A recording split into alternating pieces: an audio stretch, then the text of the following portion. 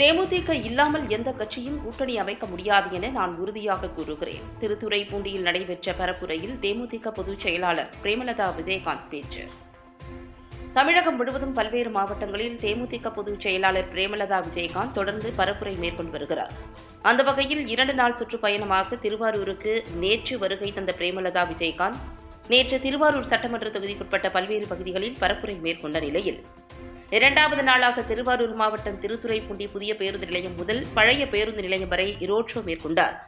அதனைத் தொடர்ந்து பழைய பேருந்து நிலையத்தில் ஜேசிபி வாகனம் மூலமாக 6 உயர மாலையை பிரேமலதா விஜயகாந்திற்கு சூட்டினர். அதனைத் தொடர்ந்து திருத்துறைப்பூண்டி பழைய பேருந்து நிலையத்தில் பிரேமலதா விஜயகாந்த் பேசுகையில், வருகின்ற 2026 தேர்தல் நமக்கான ஒரு மிகப்பெரிய மகத்தான தேர்தல். நாம் வெற்றி பெற வேண்டிய தேர்தல். விஜயகாந்த் அவர்களின் கனவு, லட்சியம், கொள்கைகளை நாம் வென்றெடுக்க வேண்டும்.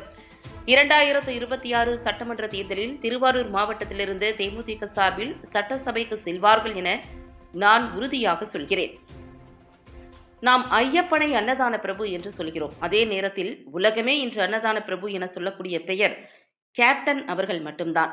2026 தேர்தலில் ஜெயித்து வந்த பிறகு 100 நாள் வேலை திட்டத்தை முழுமையாக செயல்படுத்துவோம்.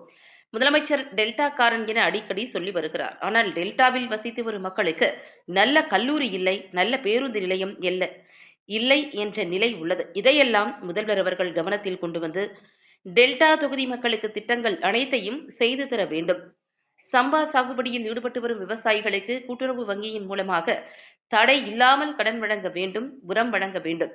தடை இல்லாமல் தொடர்ந்து தண்ணீர் வழங்க வேண்டும்.